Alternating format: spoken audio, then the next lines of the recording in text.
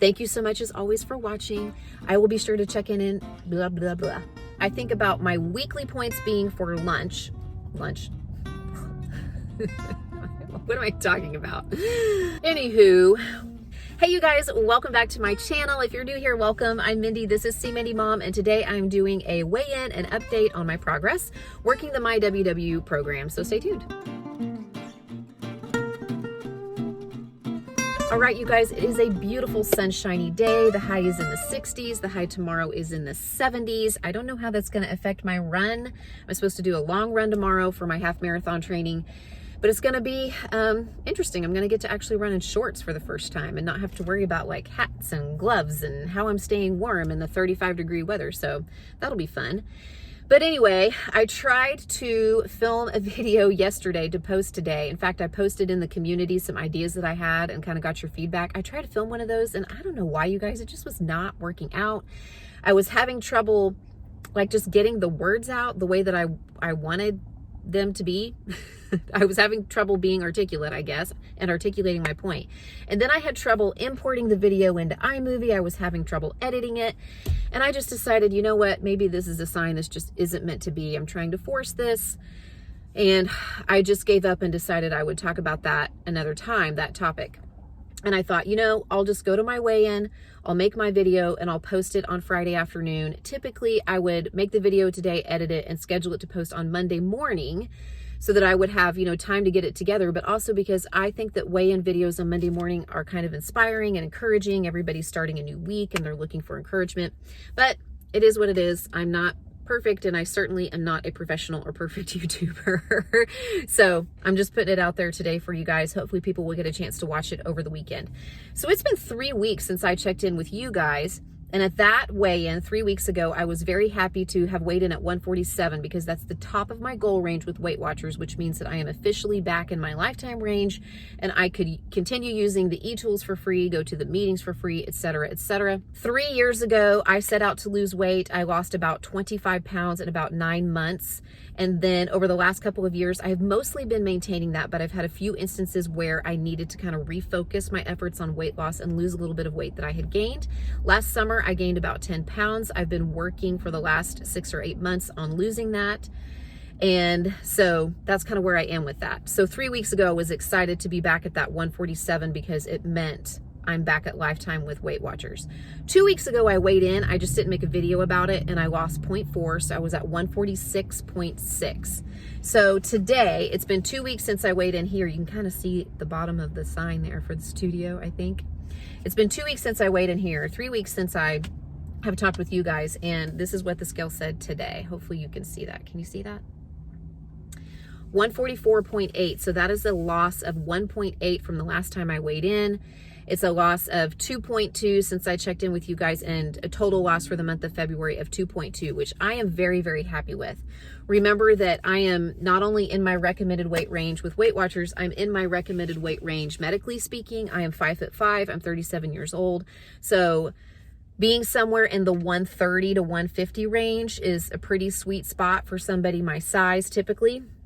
And when I want to lose weight, it's mainly like vanity weight, and it's going to come off very, very slowly. In fact, I had set a goal to try to lose 1 pound between now and summer. It's February right now, the end of February. And if I lost 1 pound between February and June, I would basically be in the low 140s, which is where I like to be to maintain. So I was surprised to see that number on the scale today, and also not surprised. I have noticed this pattern with me. I think I've mentioned it before. Even when I was in weight loss mode, this is how my month would look. 1 week I would be minus 0.8, and then the next week I would be minus 0.6, and the next week I might be plus 0.2, and then the next week I would be minus 2.4. There was always this 1 week where I saw a pretty drastic, at least for me, a pretty significant amount of weight loss. And that has continued even in maintenance. And I'm sure that has something to do with hormones. It's something cyclical that's going on in my body. 1.8 on my body right now being at goal weight, that is pretty significant. That's a pretty significant drop, even doing all of the exercise and stuff that I'm doing. One thing I try to point out a lot whenever I do these videos is that if you are close to goal or at your goal, I think it's really important to kind of reframe what success looks like for you. And sometimes I can throw these numbers out there and be like, I had a really big loss of 1.8 this week. But for somebody maybe who's just starting out their journey or has more to lose, that's like what they're losing from week to week. And so I start to think, man, is there something wrong with me that I'm not able to lose weight as fast? No, my body is not going to let go of weight as easily because technically I'm not overweight. And even when I was really close to my goal, like maybe I was still a little bit overweight, but really close, the weight started to come off much slower. So I just want to be encouraging to those of you who are maybe in that position and the weight loss is starting to slow down a little bit. Take your time. It's okay. You may not see the same big losses on the scale that you did at the beginning of your weight loss journey. Personally, and I know I'm not a doctor, I'm not an expert, I'm not, an expert in anything. Sorry, I gotta take this sweater off. It's hot in the car. I'm not an expert in anything, but I actually have changed my own mindset about what success looks like. And even when I'm trying to shed weight, I am a happier person for trying to do it just a little bit at a time. And even 6 months ago when I started out trying to lose this 10 pounds that I had gained, I accepted that it was going to be 1 or 2 pounds a month max, because I did not want to go into an extreme restriction. I did not want to drastically reduce my food or drastically increase my exercise or drastically change my lifestyle. It just was not going to be sustainable for me. And that I felt like in the long run, once I get to this point and I'm at my goal again, it would be much easier to maintain if I did not take drastic measures to get there. So I don't know if somebody needs to hear that today. Maybe you do, maybe you don't, but just going to throw that out there. I have been working the purple plan. Is the purple plan working for me? I sometimes get this question. Personally, I think it's working for me. But again, remember that success might look different to me than to somebody else. I was very close to my goal range whenever I started working the purple plan, and I knew that weight was going to come off slower. So I kind of went back through my videos trying to figure out what I weighed when I started Weight Watchers again, when I rejoined. And I did that back in November, and it's February now again. And my last weigh-in before I had rejoined, I was 148.8. I think that's what I can surmise. And now today I'm 144.8. So since then I've lost 4 pounds. And 4 pounds in 3.5 months probably isn't very impressive to somebody, but just remember that I joined during the holidays, and my plan pretty much during the holidays was to try to maintain. And that meant that it was a mixture of weeks when I allowed myself a little bit of a gain or saw a little bit of a gain on the scale, followed by a week where I lost. So there were weeks when I lost and there were weeks when I gained, and it all kind of added up to just a maintenance across the board throughout the holidays. Being today at the point where I'm down 4 pounds on this plan, despite the fact that I started this plan in my recommended weight range, that to me says that it's working. Also, on the purple plan, I can eat complex carbohydrates. We're kind of encouraged to do that because of the oatmeal and the whole wheat pasta and the brown rice that I'm taking in. And because of the kind of exercise that I'm doing, I'm currently trying to train for a half marathon. I'm doing more running. I'm doing more cross training. I feel like that particular nutritional plan is really great for my body, and I'm responding very well to it. So long story longer, yes, I think the purple program is working for me. I am losing weight at a rate that I'm happy with. It may not always come off consistently. It may just come off a teeny bit at a time and then dip, and then a teeny bit at a time and then dip, like I said, in that little cyclical weight loss, pattern that seems to be normal for me. But for me, it is working. I enjoy it. I like it. I like the foods that I'm eating, and I don't feel deprived. I'm very happy with it. I'm not hungry a lot. So yes, I like it. So today's meeting topic was all about activity. It was about exercise.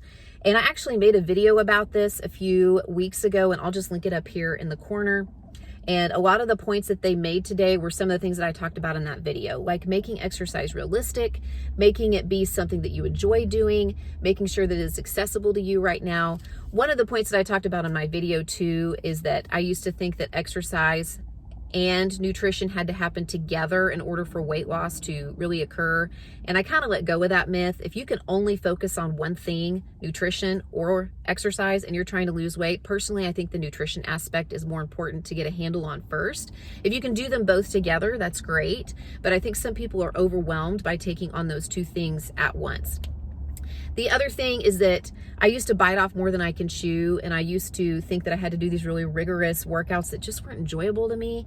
And the last few years I've just been like, I'm going to try to do the things that I like. My time's very valuable to me. If that's just walking, then it's just walking. If it is, doing some housework, that counts. If it's walking my kids to and from school, that counts. Lately, I've been doing a little bit more rigorous exercise because I'm training or trying to train for a half marathon. So I'm doing some cross training in the gym and I'm doing some jogs. But that's something that I enjoy. It's something that I've learned to really like. So when it comes to exercise, I really think it's important to think about what we can do. And sometimes you have to consult with your doctor on that. And it's also important to think about what we like to do, because if it's something we can do and something we will enjoy, it's more likely that we will actually do it consistently and that it will be sustainable.